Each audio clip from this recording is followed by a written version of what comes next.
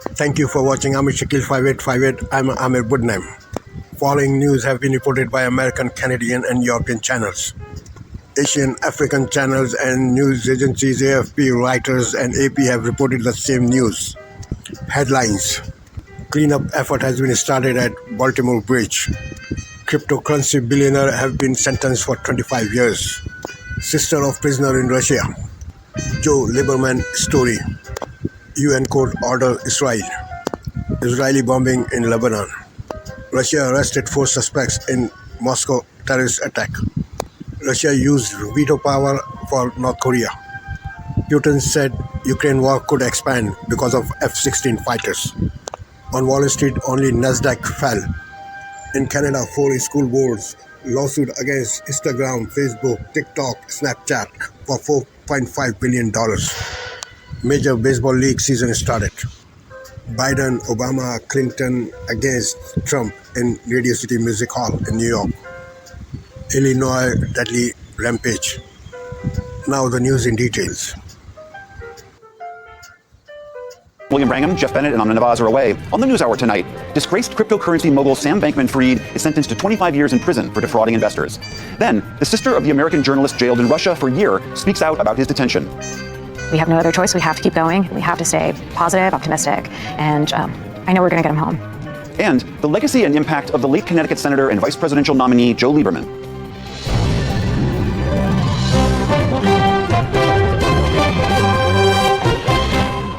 Major funding for the PBS NewsHour has been provided by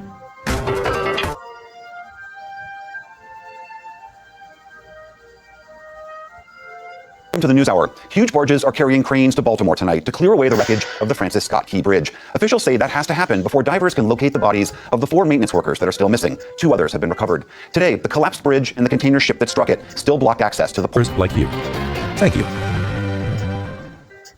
Welcome to the NewsHour. Huge barges are carrying cranes to Baltimore tonight to clear away the wreckage of the Francis Scott Key Bridge. Officials say that has to happen before divers can locate the bodies of the 4 maintenance workers that are still missing. 2 others have been recovered. Today, the collapsed bridge and the container ship that struck it still block access to the port. Maryland's governor asked for $60 million in federal funding to start the cleanup. The best minds in the world are coming together to collect the information that we need to move forward with speed and safety in our response to this collapse. Government is working hand in hand with industry to investigate the area, to clear the wreck, and to move the ship. President Biden has pledged the federal government will cover the full cost of reconstruction. The UN's top court ordered Israel today to open more land crossings into Gaza to allow in more food, water, and other aid. The legally binding order arose from a South African lawsuit accusing Israel of genocide. Meanwhile, Israeli airstrikes in Lebanon killed 16 people on Wednesday. 1 Israeli was killed by Hezbollah rockets. It was the deadliest day in 5 months of border clashes. Russian investigators have arrested a 12th suspect in the Moscow concert attack. They also claimed today that the attackers were financed by Ukrainian nationalists, but gave no evidence. Gunmen opened fire and set off explosives at the site near Moscow last Friday. The building burned and at least 143 people died. The Islamic State group claimed again today that it carried out the attack. Russia used its veto today to end 14 years of the UN monitoring sanctions on North Korea's nuclear program. The Russians insisted they haven't worked. The US charged Moscow is hiding its own violations of those sanctions as it buys North Korean weapons to use against Ukraine. The vote in the Security Council would have extended the monitoring effort for another year. American diplomats vowed to press on. Moscow has undermined the prospect of a peaceful, diplomatic resolution of one of the world's most dangerous nuclear proliferation issues. Russia, you silenced the panel of experts today, but you will never silence those of us who stand in support of the global non-proliferation regime. The North Korean sanctions themselves will remain in place, but there will be no way to check how effective they are. Russian President Vladimir Putin is warning the war in Ukraine could expand if F-16 fighter jets from the West get involved. Putin spoke as he toured a helicopter base. He said Ukraine's new jet fighters won't matter, and even if they're based in neighboring states, they could still be attacked. First, if they do supply F-16s, this will not change the situation on the battlefield. Of course, if they're used from airfields in third countries, they become legitimate targets for us, wherever they might be located. Multiple countries have agreed to send the American-made jets to Ukraine. Back in this country, former President Trump attended the wake for a New York City policeman as his campaign focuses on violent crime. Mr. Trump visited Massapequa, New York, where the wake for Officer Jonathan Diller took place. He was fatally shot during a traffic stop this week. Meanwhile, Biden campaign officials say a fundraiser in New York tonight will take in a record $25 million. President Biden traveled to the city today with former President Obama. They'll be joined by former President Clinton for tonight's event at Radio City Music Hall. The federal government is changing how it categorizes race and ethnicity for the first time in 27 years. Today's announcement says government forms will combine the categories into one question with the option to check multiple boxes. A new Middle Eastern and North African category will also be added. The goal is to get more accurate, insightful data. The Biden administration today reinstated certain rules to protect threatened species of plants and animals that had been rescinded by the Trump administration back in 2019. The regulations mandate blanket protections for newly classified species, and officials won't have to consider economic impacts when deciding if a species needs protection. Environmental groups had urged the administration to rescind all of the 2019 changes. And on Wall Street, stocks edged higher again to finish a strong quarter. The Dow Jones Industrial Average gained 47 points to close at 39,807. The Nasdaq fell 20 points. The S&P 500 added 5. Still to come on the NewsHour, Cuban musicians struggle to navigate the constantly shifting diplomatic relations with the U.S. A new book chronicles the long fight for women's economic empowerment. And Major League Baseball begins a new season with a controversy over uniforms. This is the PBS NewsHour from WETA Studios in Washington and in the West from the Walter Cronkite School of Journalism at Arizona State University. The former FTX cryptocurrency mogul Sam Bankman-Fried was sentenced to 25 years in prison today for what prosecutors said was one of the biggest financial crimes in U.S. history. A judge handed down that sentence after a jury this fall found Bankman-Fried guilty of 7 different counts relating to fraud and money laundering. Bankman-Fried was found to have stolen at least $8 billion from FTX customers. He was also ordered to pay. Thanks for having me.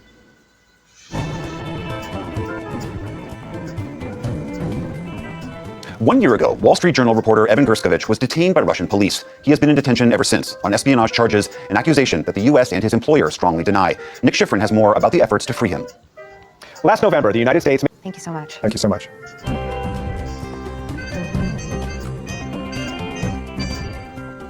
Memories and condolences are pouring in for former Senator Joe Lieberman, the Democrat turned independent who never shied away from bucking the party line. Lieberman had a lengthy political... in 2024 and would have supported Joe Biden.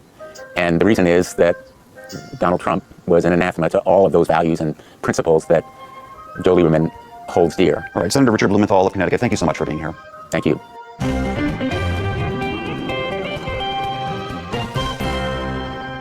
The on-again, off-again diplomatic relations between the U.S. and Cuba have made it much harder for Cuban musicians to travel to the U.S. for this summer's music festivals. Special correspondent Mike Saray reports from Havana for our arts and culture series, Canvas. Since the broad-based success of the 1999 Buena Vista Social Club film and album celebrating Cuban musicians in the U.S. For the PBS NewsHour, I'm Mike Saray in Havana, Cuba.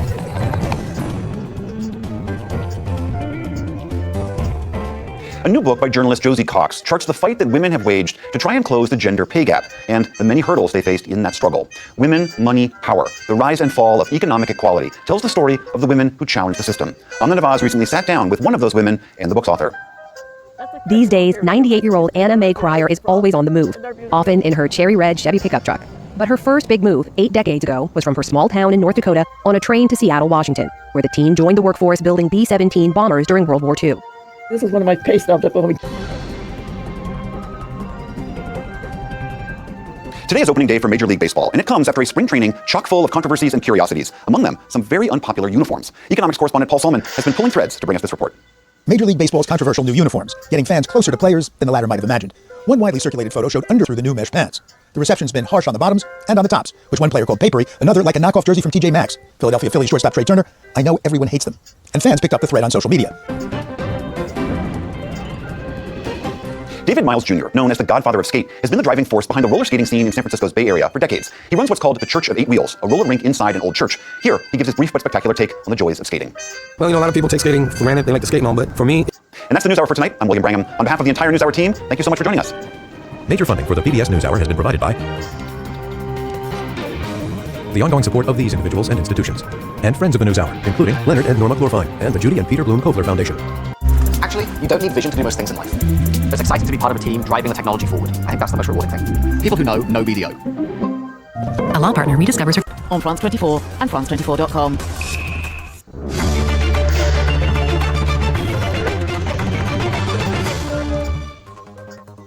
Israel must ensure urgent humanitarian assistance in Gaza. Judges at the International Court of Justice order unanimously and without delay to allow basic food supply to the Palestinian population on the brink of starvation. In the last leg of his whirlwind Brazilian tour, the French president signs more agreements on Brazilian-French cooperation with Luis Ignacio da Silva. Ukraine remains a sticky point with a demand for a full consensus on whether Russian president should show up at the G20 summit in November.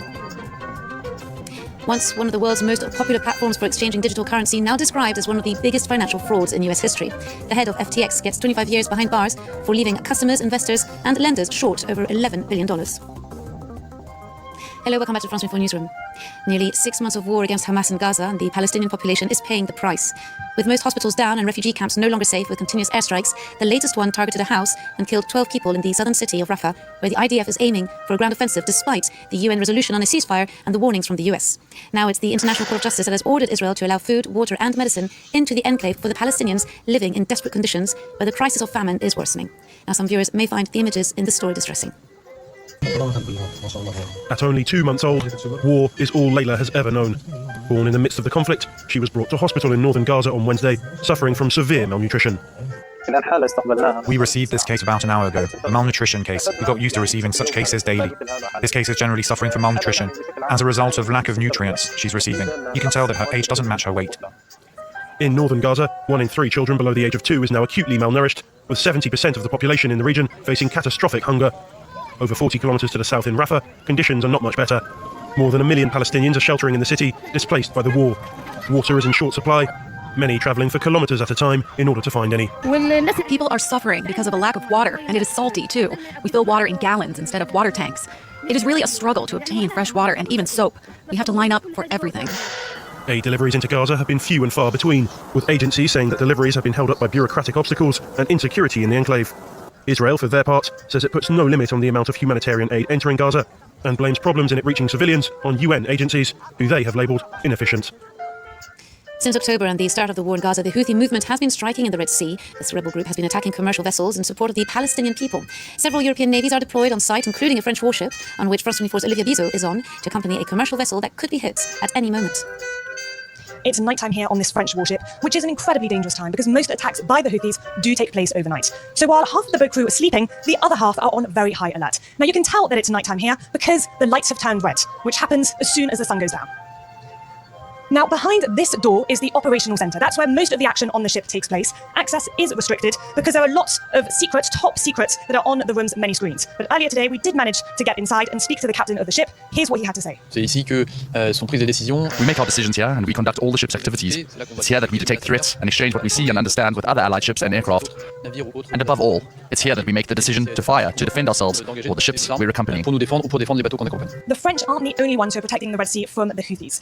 In December, the Americans launched Prosperity Guardians, a coalition of about 10 different countries. As part of another mission, the US is also attacking Houthi-controlled areas in Yemen with the British. The EU have taken a different approach. In February, they announced the launch of their Speedies mission, which aims to accompany commercial ships along the Red Sea safely. The warship that I'm currently on is part of that mission.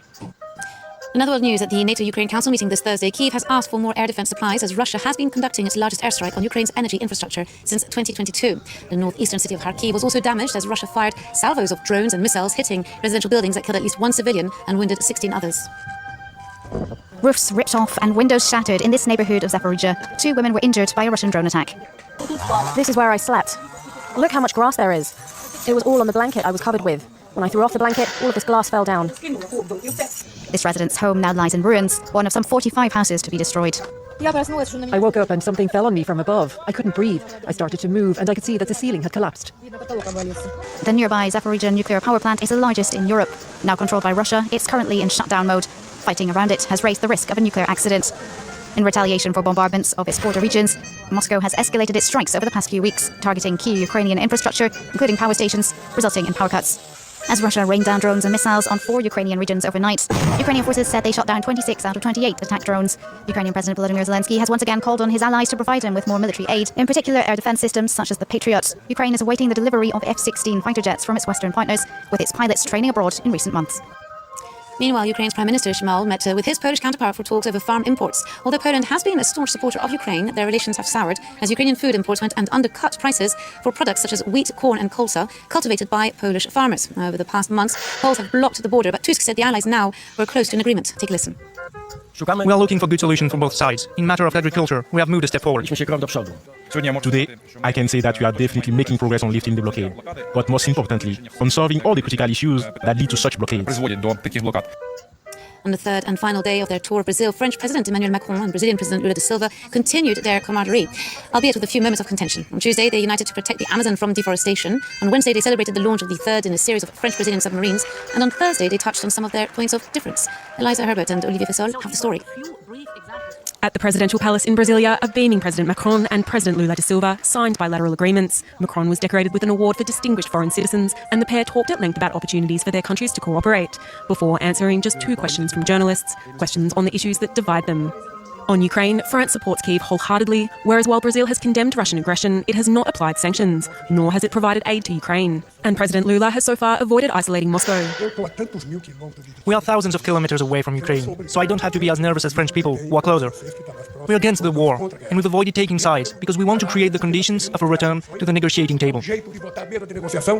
However, Macron did say that Brazil could invite Russia's President Vladimir Putin to the G20 summit in Rio de Janeiro this year if the other 19 members agreed. Another sensitive subject is the trade agreement between Mercosur and the European Union. Emmanuel Macron opposes the agreement in part because farmers from the South American bloc will not be subject to the same green regulations as French farmers. We Europeans have taken from texts that are most respectful on matters of deforestation and the environment. If we open up to products that don't respect these agreements, we're crazy. But Lula remains confident, saying that Brazil is negotiating with the European Union, not just France. The last diplomatic topic of discussion was Venezuela. Both Lula and Macron condemned the exclusion of Nicolas Maduro's main opponent from next July's presidential election. Now, the world news, the Francis Scott Key Bridge will be rebuilt, and that's a promise made by Maryland's Governor Wes Moore. The Biden administration approved $60 million in immediate federal aid after the deadly collapse of the bridge following the cargo ship that crashed into one of the pillars. The bodies of 2 of the 6 workers who plunged into the waters have now been recovered. You can see here the latest images of the Baltimore Bridge. Now, here's Wes Moore at a press conference a little earlier. This work will not take hours. This work will not take days. This work will not just take weeks. We have a very long road ahead of us.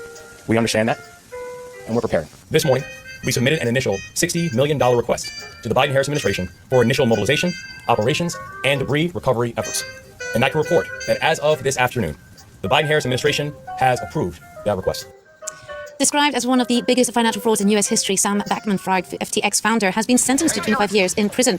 The 32-year-old was convicted back in November of fraud and conspiracy charges. The case highlights how cryptocurrency is being used more and more to commit crimes. Vivica Behel takes a look back at the crypto wonderkind's chaotic collapse. He was once hailed as the king of crypto. The disgraced whiz kid Sam Bankman-Fried's fall from grace was steep and swift. An MIT graduate, Bankman-Fried co-founded Alameda Research in 2017, a crypto hedge fund. And 2 years later, he launched FTX, an exchange platform once considered one of the most trusted names in crypto. The exchange worked like an unregulated bank, allowing the trade of money for crypto coins, such as Bitcoin, and the storage of funds. At its peak, FTX executives said the platform was facilitating $10 to $15 billion of trading a day, catapulting Bankman-Fried to billionaire status. The empire crashed down in 2022 when a news report revealed he'd been shuffling billions in customer funds from FTX to prop up Alameda Research. FTX customers withdrew a collective $6 billion in 72 hours, setting off a crypto market collapse, and the company filed for bankruptcy within days. A month later, the former FTX CEO was arrested for federal fraud and conspiracy, with allegations that he misappropriated funds for trading activity, other acquisitions and purchases, as well as political donations and lavish marketing campaigns. He was also accused of spending millions from customer deposits to fund his own luxury lifestyle in the Bahamas. Though he denied stealing funds or defrauding anyone in a high-profile month-long trial, he was found guilty of all 7 counts against him. It was Canada's turn to send in a helicopter to Port-au-Prince in Haiti, a day after the French retrieved more than 170 nationals among the gang violence that has gangrened the Caribbean island for months. The helicopter here landed at the Canadian embassy to pick up staff and those with children and in need of medical attention. A report by a UN rights expert has been released, urging an immediate action to tackle the catastrophic situation. It says Haiti needs up to 5,000 international police to help tackle the gang violence. You're up to date with the latest. Stay tuned to France 24.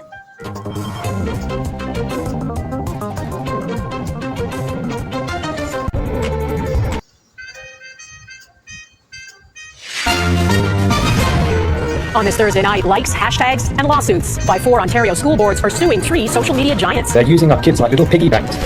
25 years for a fallen crypto king by a judge called Sam Bankman-Fried, a remorseless scammer. Keeping up with the times. You never had a negative weeks happen. Why Earth's rotation is slowing slightly and what it means for timekeepers. And an ultra-marathoner's ultimate feat. It's as terrifying as you can picture it in your head. The first Canadian to win a race as notorious as it is impossible.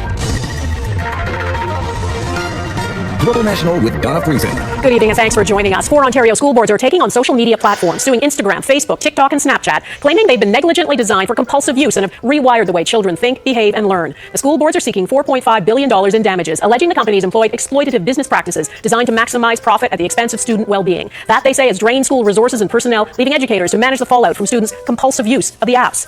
This is not a first. There are similar lawsuits underway in the U.S. Abigail Beeman has our top story on why Ontario school boards are adding to the pressure on social media companies.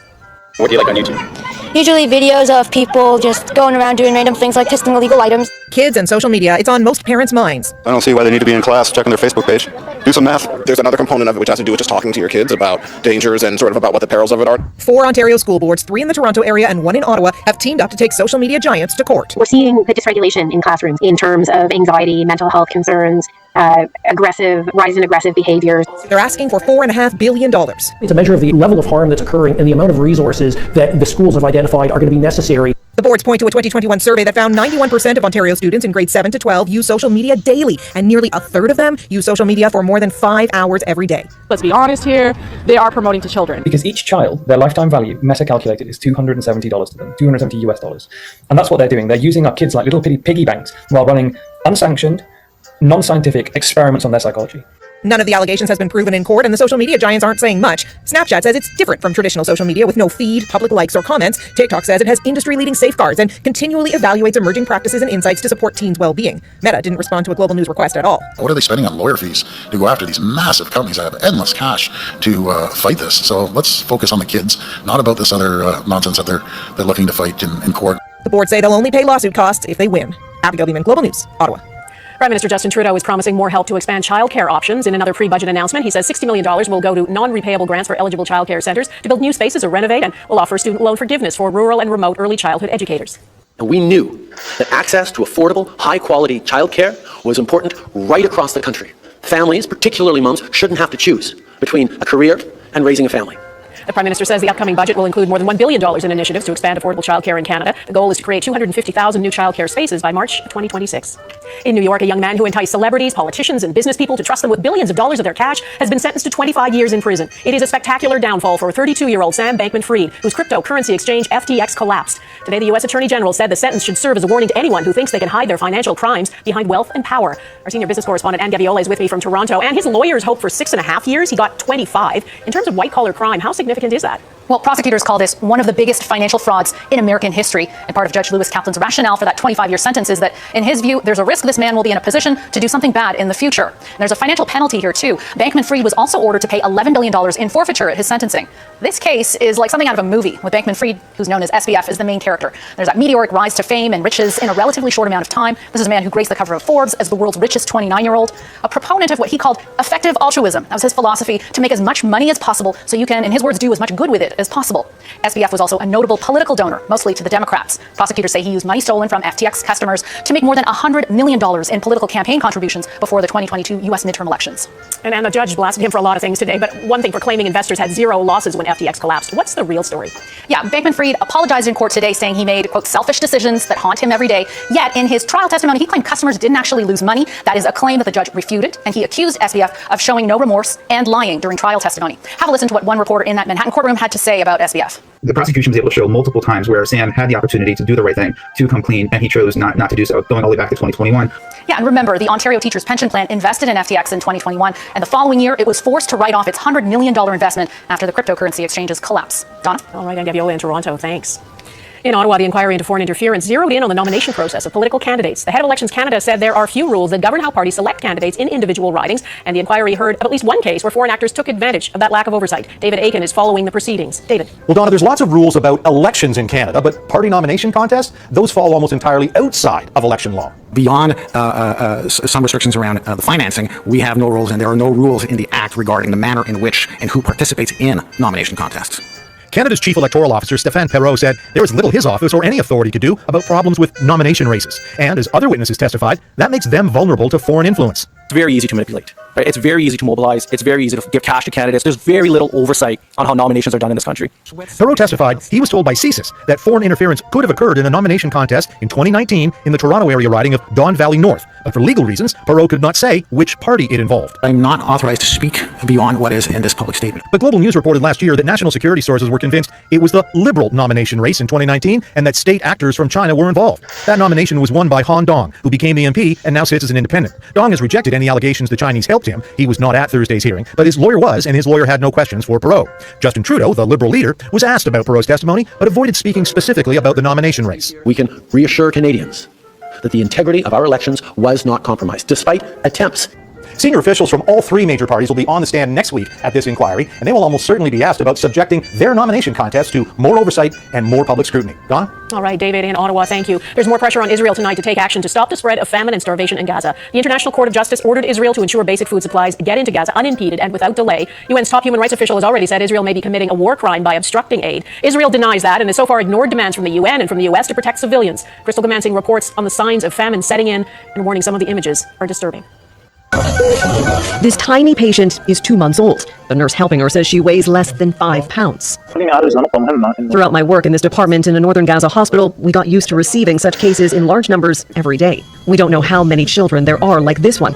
We do know aid groups such as the UN's World Food Program have spent months warning of a spiraling crisis. We desperately need the conditions to get access every day to be flooding this area with food assistance. The International Court of Justice issued an updated order to Israel Thursday, calling on it to fully cooperate with the UN without delay to allow for basic services and humanitarian assistance to get to those in need and for more land crossings to be used to access Gaza. I've met so many people who are angry and tired and despairing because their children go to sleep every night hungry. Israel says it does not prevent aid from entering Gaza and emphasizes its military actions are in self-defense, striking what it calls terror cells in Lebanon in an exchange of attacks with the militant group Hezbollah, while air and ground operations against Hamas in Gaza are relentless. We have to win. There is no substitute for victory. Victory at all costs is straining relations between Israel and the U.S. America has warned against large ground operations in Rafah and has repeatedly urged Israel to do more to protect civilians and ensure they have access to needed humanitarian supplies. Crystal Gamansing, Global News, London. The timeline of Tuesday's bridge collapse in Baltimore. Coming up, what happened on the ship seconds before the collision. The U.S. Navy and the Coast Guard have begun the difficult task of clearing the remnants of that collapsed bridge in Baltimore. A barge and a crane are on their way. Maryland is getting $60 million in federal relief to help with the cleanup and rebuilding. And families of the workers who died are looking for answers. Joel Senek is near the site tonight. Joel. On the river behind me, crews are working throughout the day and into the night around and on the vessel as they work to prepare to get the ship and the bridge debris out of the water. New video shows the mere seconds before the fatal collision early Tuesday morning. The site, now a salvage operation. This work is not going to take days. This work is not going to take weeks. We have a very long road ahead of us. The difficult task paling in comparison to the pain felt by the victims' families, all from Mexico and Central America. 6 construction workers on the bridge when it collapsed lost their lives, including Maynard Garcia Suazo Sandoval. Él fue un pilar fundamental, un bastión para que otras personas de la familia. His brother in Honduras calling him a pillar and bastion of their family, now lost. The U.S. Coast Guard says the ship underwent routine engine maintenance in Baltimore before setting sail. Still, one expert says he doesn't see any major red flags. You have to target where you're going to do your inspections. And this ship, looking at its inspection history, was really good. It really was. Audio from the ship's data recorder is allowing investigators to lay out a timeline leading up to the collision. Officials say the ship left the terminal at 12:39 Tuesday morning. At 1:25, a number of alarms went off. About a minute and a half later, a call was made for tugboats in the area to assist. Then the anchor was ordered to be dropped. 20 seconds later, the pilot reported the ship had lost power, alerting police. Their duty officer radioed 2 of their units that were already on scene due to construction on the bridge, 1 on each side of the bridge, and ordered them to close traffic on the bridge. At 1:29 and 39 seconds, the pilot reported the bridge was down. Investigators pouring through the data as critical questions linger. What we don't know is what caused the power outage. Was it a bad fuel? Was it a clogged water intake? Or was it electrical that caused the systems to trip and overload? Investigators on the river behind me say they are still in their gathering phase and will not be releasing any recommendations or conclusions until that is complete. Donna? All right, Joel Senek near Baltimore, thanks. There's been a terrible bus crash in South Africa. 45 people have been killed. It happened in the northern province of Limpopo. The Transportation Ministry says the driver lost control. The bus plunged off of a bridge into a ravine and burst into flames. The passengers were traveling to an Easter service in Botswana. The only survivor is said to be an 8-year-old child. 1 second to spare ahead, why scientists may need to skip a second to keep time with the Earth. 1 second feels like nothing, but for the world's timekeepers, every single second matters. By precisely tracking the spinning of the Earth, they've discovered something unusual. We may have to lose a second. In the past, leap seconds have jumped us forward. As Eric Sorensen reports, this first leap backwards is linked to climate change. Climate change is warming the planet and melting the polar ice caps. And scientists have discovered that is slowing down the planet's rotation ever so slightly. Like a figure skater, when the arms and weight extend outward, she slows down. So too when there's more water around the Earth's midsection. Greenland is dumping billions of tons of ice into the sea, and so the effect of global warming has been to slow the rotation of the entire Earth. It counters the recent trend of adding leap seconds every few years. This year, the planet is getting more than it bargained for, 1 extra second. For decades, movement in the Earth's molten core was speeding up the Earth's rotation. It's one reason we've added leap seconds. We've paused the world's clocks for 1 second to keep in sync with the Earth's rotation. We've actually added 27 leap seconds since 1972. But as the ice caps melt and more water shifts to the equator, slowing the Earth, we haven't added a leap second in 8 years, and scientists now expect to subtract a second. In other words, clocks would jump ahead 1 second to shorten the day. A negative leap second, they're calling it. Why does it matter? We deal in nanoseconds here. Those are billions of seconds. They keep track of time very precisely at this lab near Denver. Adding or subtracting a full second is a big deal in an interconnected, computerized world. Your phone, GPS, GPS works by having atomic clocks on board satellites. Yeah, imagine something like the stock market, right? You have hundreds of millions of transactions happening in a second. Our technology and our clocks have been able to adjust to leap seconds, but a negative leap second? There would have to be lots of simulation studies done, software tested, to make sure when that negative leap second is added, that nothing breaks. Duncan Agnew expects the world's clocks may require a negative leap second as early as 2026. It's very hard to get all the computers in the world to know about this at the right time. Since it's never been done in the other direction, people are quite concerned that things won't be synchronized. As for the Earth continuing to shift its mass, it's like humans. Seems we slow down when we put on some weight around the equator. Eric Sorensen, Global News, Toronto. King Charles did not appear in person today at a traditional Thursday church service before Easter. He is undergoing cancer treatment. He did send an audio message stressing the importance of kindness and friendship. We need and benefit greatly from those who extend the hand of friendship to us, especially in a time of need. Queen Camilla was at the church service handing out special coins to 75 men and women who help their communities. King Charles is 75 years old. He is expected to attend the Easter service at Windsor Castle this Sunday. Race for the record books next. 2 firsts at the world's toughest ultra-marathon, including a Canadian win. Unless you're an ultra-marathoner, it's hard to understand why anyone would subject themselves to the grueling ordeal. And those who take on the Barkley Marathons, well, that takes a special kind of resilience. It's 160 kilometers of rugged terrain and must be finished in under 60 hours. Most competitors don't make it. Among the 5 runners who did cross the finish line this year was the first Canadian. Neetu Garcha explains how and why he did it. In the ultimate test of human endurance in the rugged terrain of Tennessee's Frozen Head State Park, Ukrainian-Canadian Ihor Veris made ultra-running history. Veris conquered the Barkley Marathons, often dubbed the world's toughest race, with a remarkable time of 58 hours, 44 minutes, and 59 seconds. Congratulations. Back home with friends and community sponsors in Chilliwack, BC, the 29-year-old is still processing the reality. Probably will take years to sink in. I still can't wrap my head around it. First Canadian to finish it and then win it is just like, it's exceptional. Among the record 5 finishers is Tennessee's John Kelly with his 3rd completion. There's a lot of value in placing ourselves in uncomfortable positions. But it was British runner Jasmine Paris who captivated hearts by becoming the first woman to conquer the race. I was just telling myself, if you don't finish it now, you'll have to do it again. Touching the gate and collapsing in exhaustion, Paris balances elite running with motherhood and veterinary work. The race has controversial origins. It was inspired by the prison break of Martin Luther King Jr.'s assassin and is shrouded in mystery, challenging participants to endure 5 laps of a 20-mile course. That's just over 32 kilometers, with nothing more than a map and a compass. Along the way, they have to find books with pages matching their bib numbers. You're climbing up and down Everest twice. My legs were so cut up that I had blood rushing into my shoes. You don't just love it, you got to be really obsessed with it, and I feel like that's where I am at. There is proving to himself even the most daunting challenges can be conquered with unwavering determination and belief in oneself. Neetu Garcha, Global News, Vancouver.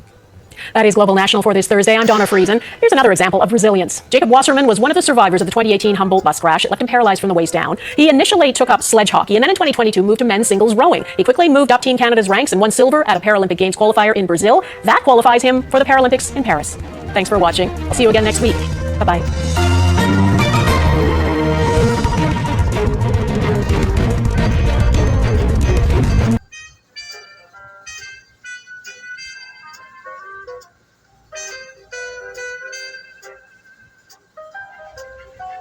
Thank you for watching and privilege of your time.